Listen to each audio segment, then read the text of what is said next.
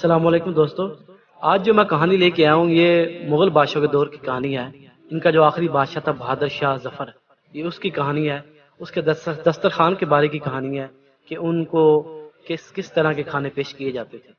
اور ایک ریکویسٹ ہے کہ یہ ویڈیو میری آخر تک دیکھیں کیونکہ آخر پہ آپ کو اس کہانی کا سبق ملے گا. کہانی شروع کرتے ہیں. بہادر شاہ ظفر کا دسترخوان. چاولوں میں یخنی پلاؤ، موتی پلاؤ، نقطئی پلاؤ، نور محلی پلاؤ، کشمش پلاؤ، نرگسی پلاؤ، لال پلاؤ، مظفر پلاؤ، فالسائی پلاؤ، آبی پلاؤ، سنہری پلاؤ، روپہلی پلاؤ، مرغ پلاؤ، بیضا پلاؤ، اناناس پلاؤ، کوفتہ پلاؤ، بریانی پلاؤ، سالم بکرے کا پلاؤ، بونٹ پلاؤ، شوالا گوشت میں پکی ہوئی کھچڑی اور قبولی زہری. یعنی کہ ایک وقت میں ان پہ جب کھانے کا ٹائم ہوتا تھا تو اتنی ڈشیں چاولوں کی اس پہ میز پہ دسترخوان پہ موجود ہوتی تھی. سالنوں میں امید ہے میری طرح آپ نے یہ نام بھی نہ سنے ہوں گے. کلیا، دو پیازا، ہرن کا قورمہ، مرغ کا قورمہ، مچھلی، بینگن کا بھرتا، آلو کا بھرتا، چنے کی دال کا بھرتا، بینگن کا دلما، کریلوں کا دلما، بادشاہ پسند کریلے، بادشاہ پسند دال، سیخ کباب، شامی کباب، گولیوں کے کباب، تیتر کے کباب، بٹیر کے کباب، نقطئی کباب، خطائی کباب اور حسینی کباب شامل ہوتے تھے. روٹیوں کی اقسام شاید آپ نے انٹرنیٹ پر بھی نہ دیکھی ہوں گی. چپاتیاں، پھلکے، پراٹھے، روغنی روٹی، خمیری روٹی، گاؤ دیدہ، گاؤ زبان، کلچا، خوسی روٹی، بادام کی روٹی، پستے کی روٹی، چاول کی روٹی، گاجر کی روٹی، مصری کی روٹی، نان، نان پمبا، نان گلزار، نان تنکی اور شیرمال.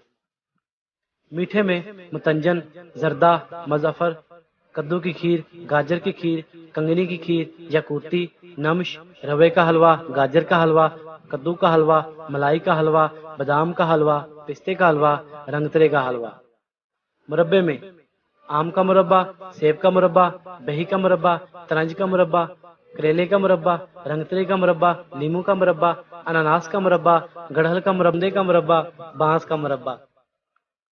مٹھائیوں کی اقسام جلیبی، امرتی، برفی، پھینی، کلاکند، موتی پاک، بالو شاہی، در بہشت، اندرسے کی گولیاں، حلوہ سون، حلوہ حبشی، حلوہ گوندے کا، حلوہ پیڑی کا، لڈو موتی چور کے، مونگے کے، بادام کے، پستے کے، ملائی کے، لوزین مونگ کی، دودھ کی، پستے کی، بادام کی، جامن کی، رنگترے کی، فالسے کی، پیٹھے کی مٹھائی اور پستہ مغزی.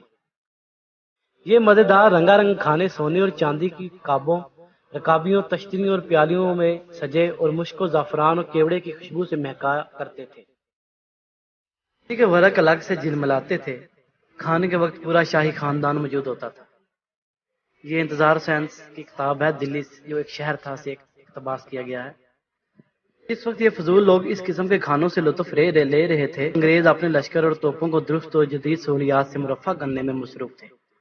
اور وقت گوا ہے کہ پھر یہی بہادر شاہ ظفر رنگون کی جیل میں سوکھے نان کو پانی میں بھگو کر کھا رہا تھا اور اللہ تعالیٰ سے اپنے گناہوں اور کوتاہیوں پر معافی مانگنے کے بجائے نہ کسی کی آنکھ کا نور ہوں نہ کسی کے دل کا قرار ہوں. میں اپنی مظلومیت قلم بند کر رہا تھا جس کو پڑھ کر واقعی بہت ترس آتا ہے.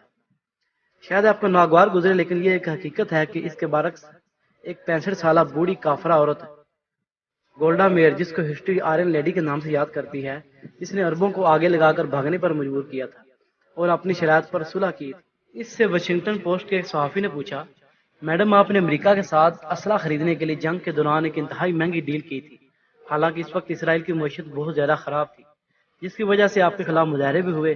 تو کیا آپ کو امید تھی کہ یہ آپ جنگ جیت لیں گے؟ آپ کو اس وقت کیا محسوس ہوتا تھا جب آپ یہ ڈیل کر رہی تھی؟ اس عورت نے کیا جواب دیا، جب آپ عیاشی کے لیے پیسے وقف کرنا شروع کر دیتے ہیں تو آپ کے ارادے اور ادارے کمزور ہو جاتے ہیں اور آپ کی دفاعی حکمت عملی زیرو ہو جاتی ہے. اور مجھے پتا تھا کہ میں یہ سب کچھ اپنی قوم کے لیے کر رہی ہوں.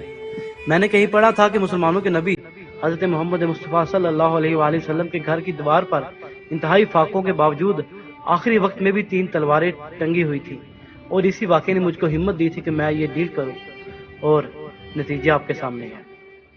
آج بحثیت مسلمان ہم انتہائی گراوٹ کی جن حدود کو چھو رہے ہیں، اللہ تعالیٰ رحم کرے، کیونکہ 200 منزلہ عمارتیں بنانے کے لیے اور ایک رات میں ڈانسر پر 50 کروڑ روپے اڑانے کے لیے تو ہمارے پاس بہت کچھ ہے، جبکہ غریب مسلمان ممالک میں بچے ایک وقت کی روٹی بھی حاصل نہیں کر سکتے ہیں. پینے کا پانی نہیں ہے، باقی سہولیات تو بہت بعد میں آتی ہیں. آج ہماری ترجیحات عیاشیاں ہیں، نہ کہ اسلام کی بقا کے لیے تیاری۔ اللہ تعالیٰ ہم سب کو ہدایت دے، آمین۔ کیونکہ مسلمانوں کا شیوا عیاشی نہیں، فقر اور غیرت ہے۔ موجودہ فلسطینی معاملے میں بھی بالآخر اسرائیل کی جیت ہوگی، کیونکہ ہمارے مسلمان سربراہان کے ناپاک اجسام کو گندگی کے ڈھیر اور عیاشی کے سامان امریکہ اور اسرائیل ہی فراہم کرتے ہیں، اور یہ بغیرت اس کے بغیر رہ نہیں سکتے۔ آج ہم نے سیف اللہ کا یہ قول بھلا دیا ہے، جب تلواروں کو زنگ لگ جائے تو وہ صرف رقص کے کام آتی ہے۔